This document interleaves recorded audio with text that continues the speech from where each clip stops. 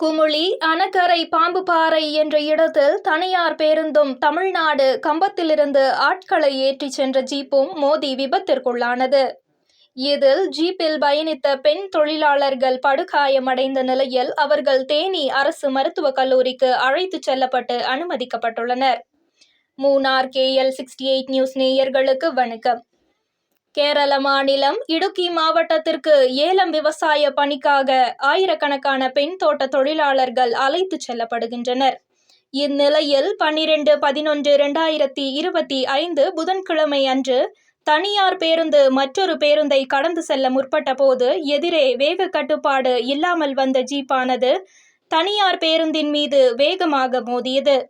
இதில் தனியார் பேருந்து மற்றும் ஜீப்பின் முன்பகுதி நொறுங்கி சேதமடைந்தது.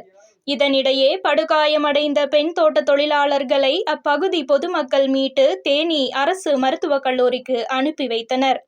இதற்கிடையே இந்த விபத்து குறித்து வண்டல்மேடு காவல்துறையினர் வழக்கு பதிவு செய்து காவல்துறையினர் விசாரணை நடத்தி வருகின்றனர். மூணார் KL68 நியூஸிற்காக உங்கள் ஸ்னேகா.